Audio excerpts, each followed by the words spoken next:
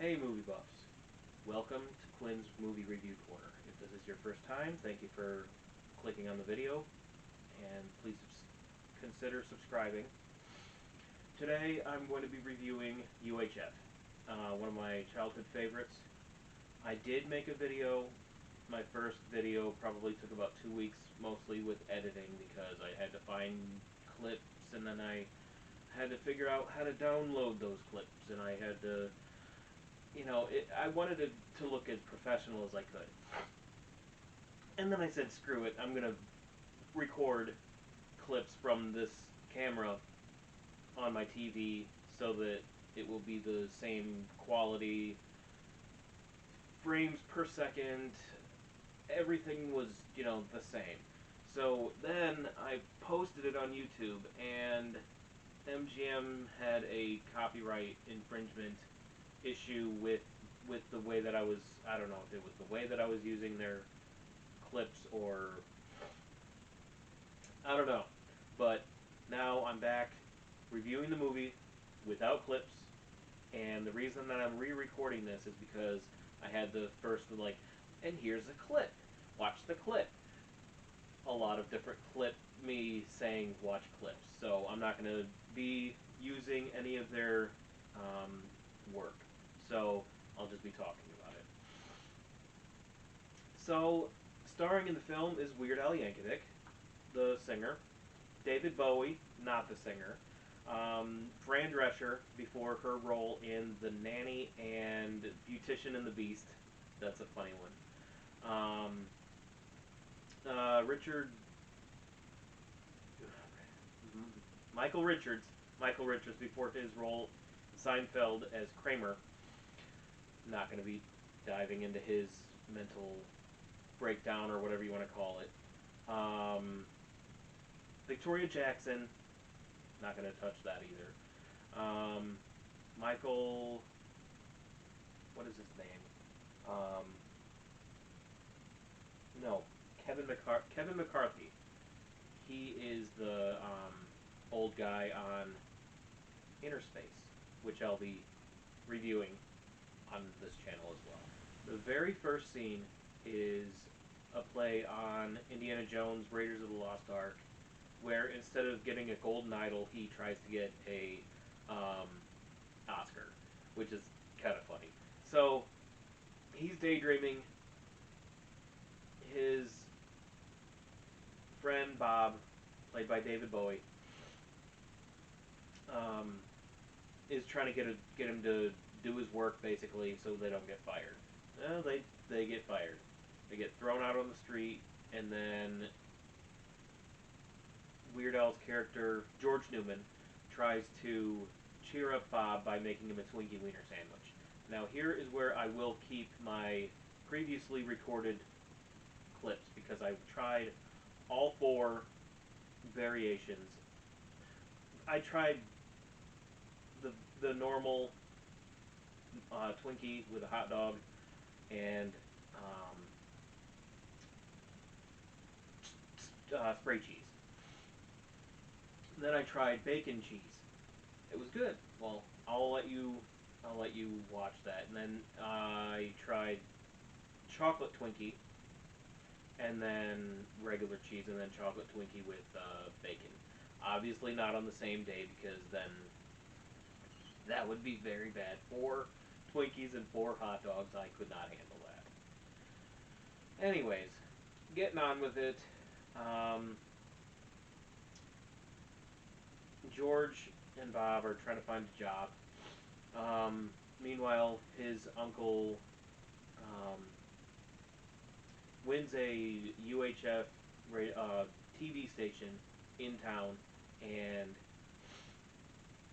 for those of you who don't know what UHF is, I didn't know what it was. I knew what it I knew what it stands for. It's kind of hard to explain. So it's ultra high frequency. Basically, they used radio waves to get local TV stations like PBS, things like that. And on these PBS stations, or UHF stations back in the day. They had things, old reruns of Mr. Ed, which on the movie UHF they had reruns of that, reruns of Beverly Hillbillies, uh, westerns, a lot of westerns, and one of my favorite shows that when I was a kid, the Red Green Show. I don't know if anybody remembers that. He's a Canadian, and he's really ingenious with duct tape. He duct taped two front ends of a car and together, and it drove, but in circles. Because it has, two different wheel or whatever. Anyway, so his aunt realizes that she didn't. His aunt realizes that George doesn't have a job, and she convinces Uncle Harvey, that's what his name is, Uncle Harvey, to give him a job as a manager. So, of course, he brings in Bob, and so he introduces himself to Fran Drescher, who freaks out because she's been a receptionist for 2 years, and every other week she gets a new boss, and it's hard to get into news, like an news anchor, because that's what she wants to do. So he decides that he is going to make new content. Um, Uncle Nutsy's Clubhouse is born, and it is atrocious. It's very, very cringy. The kid spits in his face, things like that. So he's not exactly happy with that. So he's happy that he has a job. He decides that he's going to take his girlfriend out, Victoria Jackson, to Terry Campbell, who's played by Victoria Jackson. So she's the sweetheart girl next door, not really a comedy role, but the one that tries to keep him grounded. So um, he tries to take her out on a date and sleeps through it. So she breaks up with him. And Uncle Nutsy's Clubhouse is even funnier because he screams at the camera saying, like, um, shut up, you little weasel, things like that to the kids. And he walks out because he's mad. So he gives it to Stanley Spadowski, who is played by Michael Richards, who's the janitor that he meets at another TV station, and it just blows up to Stanley Spadowski's Clubhouse. And he does some weird things like find the marble in the oatmeal and um, drink from the fire hose and things like that. It's just crazy stuff, which is what kids like, crazy stuff. So he's happy with the um, ad revenue and everything else.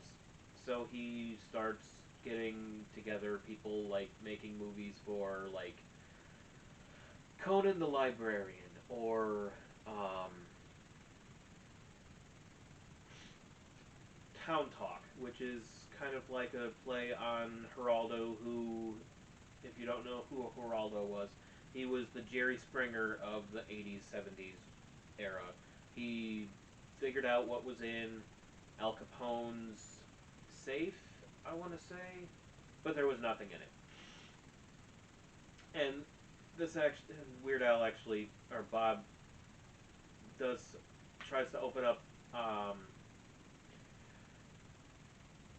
Al Capone's glove box, and he goes, "Huh, road maps," and it's just hilarious. So he gets a chair thrown at him. Geraldo also got a chair thrown at him. It's just, it's a good reference to Geraldo. Speaking of references, this movie has a lot of pop culture references, obviously, back in the day, like Rambo. He dresses up, well, he takes his clothes off, and he looks like Rambo, and he tries to save Stanley Spadowski, who then kidnapped, and Close Encounters of the Third Kind, where he builds up the mashed potatoes, says, this means something. If you haven't seen that movie, that's not really spoiler or anything. So, um, oh, what was it? The Gone with the Wind. Yeah, at the very end scene of Gone with the Wind. I haven't ever seen it, but it's one of those references that everybody gets. Sorry about the. I got a little bit of a stuffy nose. So, what else? The Shining, Rad Rom, things like that. Um, so ratings come out and they're number one, which ticks off R.J. Fletcher, who's the manager of the corporate station in town.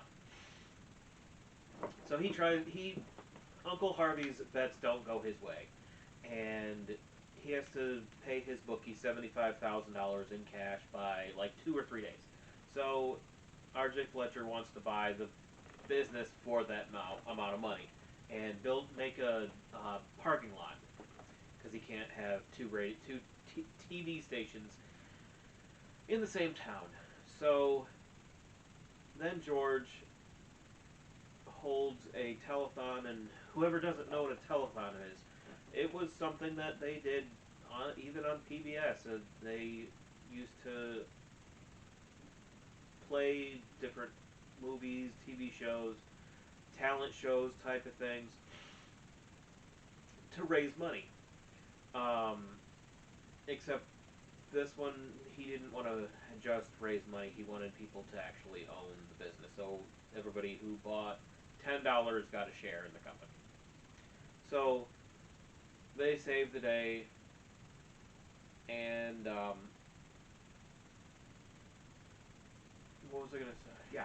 So what I was gonna say was, um, the reason that I like this movie now as an adult is because, um, sorry, I'm trying to get the thing to focus. So I can relate to Bob a lot because one time I was working at a factory and I was doing a repetitive job, like literally just the same exact thing, and my mind is always going off in a million different directions. So this one time I was at the factory and I watched in my head the movie Twister from 1996. I at that point, at that moment, knew all of the lines of every single person who played in the movie. So I reenacted it in my head, and when it was over in my head, I looked up and it was like 3 hours later. I'm like, and I didn't remember doing anything. But obviously, I kept up because the line kept moving. I hope I did quality work that day. So I also can relate to Bob because he's always getting fired from all his different jobs. The fish market. I've never worked. Well, I worked at a slaughterhouse, so that's kind of the same. Actually, that one lasted 2 days because not because of the I didn't do any of the slaughtering, thank goodness. But I had a really, really, really, really bad car, and it broke down about a mile away from work. I got picked up by this person that took me to work because I didn't have a phone. I didn't at that point. I didn't have a phone, so um, I was 90 seconds late, a minute and a half late, and they fired me. So I've been let go from quite a bit of jobs. Not all of them. Some of them I've found other opportunities elsewhere. A lot of them were temp jobs. So after 90 days, you have to either hire or let go, and most of them were on a hiring freeze. So, 89th day, well, now it's not going to work out. Anyways, that kind of thing. So, um, I can relate to Bob in those different ways, and also because I'm making content. like Bob, with making different TV shows, and I'm actually enjoying making this stuff. So hopefully you enjoy it as well. I'm gonna be honest. I can't eat 4 Twinkies, 4 hot dogs in one day, in one sitting, whatever you want to call it.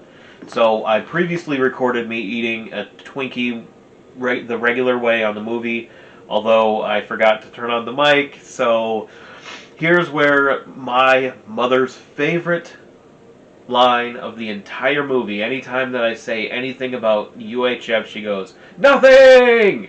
You're so stupid!" So here's the clip, my mom's favorite video, my mom's favorite line from the movie. Alright, now that I have the microphone on, apparently I didn't have it on before, so sorry about the difference in quality and audio. So let's do this a second time with bacon flavored cheese on regular Twinkie. And this is my lunch.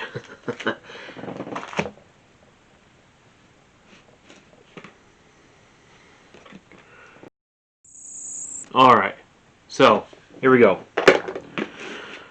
Regular Twinkie, regular hot dog with bacon. This is taste test flavored number 2 cheese with bacon flavored cheese. A little bit better. There we go. Really hard. Okay. Let's see how this tastes. It's better.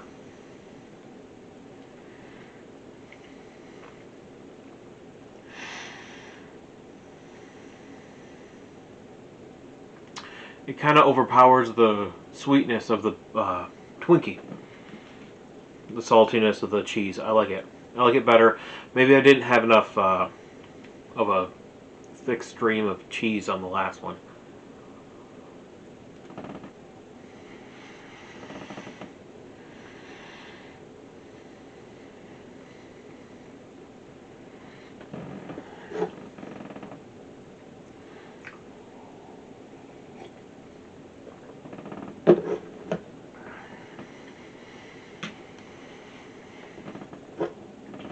Now I'll dip it in my Twinkie flavored cappuccino.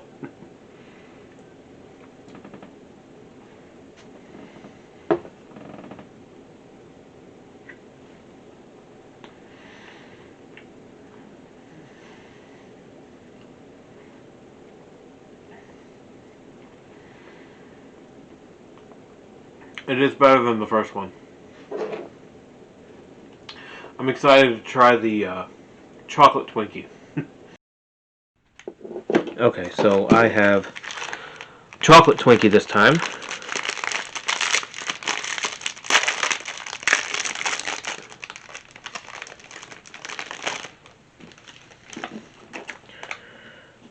Cut it, just like on the movie.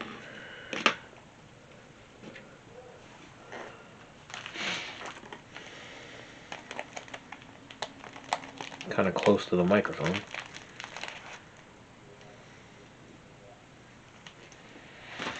Let me make sure there's no hard crusty part.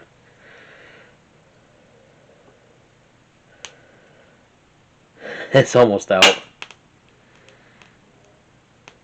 I've been eating it like on Lethal Weapon, the TV show. As I was saying, I do enjoy cheese a lot. So I'll just take the canister and... Well, that one's out, but, you know, I have it right next to my chair and just every once in a while I'll stick it in there like whipped cream. So, here we go.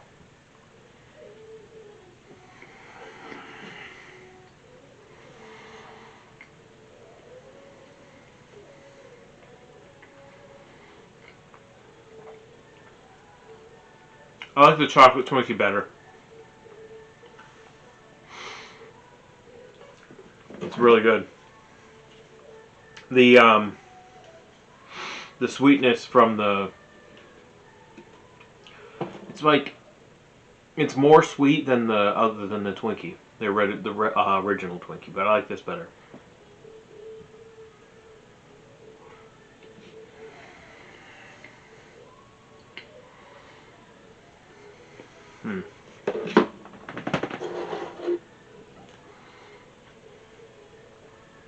I actually got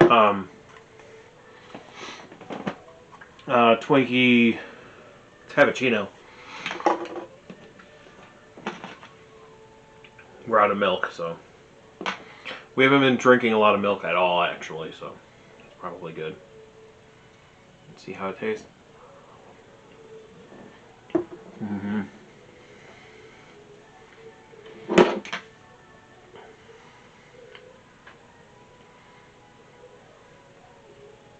I like it.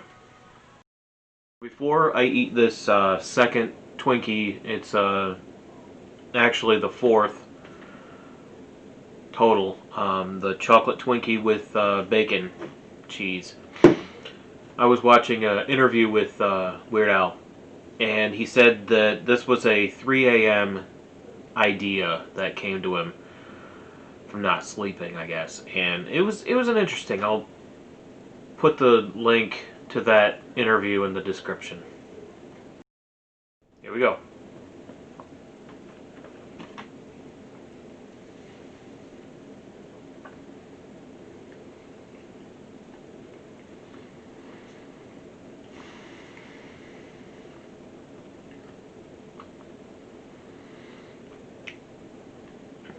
I still like it.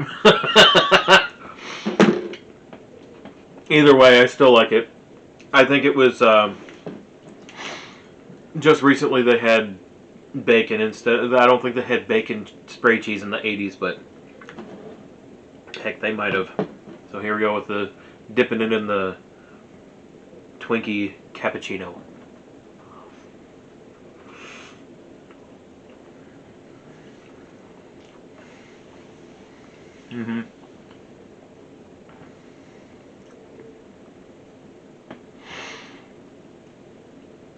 When you dip it in stuff, it takes away from the sweetness, so it's mostly about the hot dog. And if you don't think about it, it almost becomes like a regular hot dog with cheese, because the sweetness of the milk or the cappuccino counteracts each other a little bit. So it's mostly about the hot dog, but I actually prefer the sweetness to saltiness ratio of regular, not dipped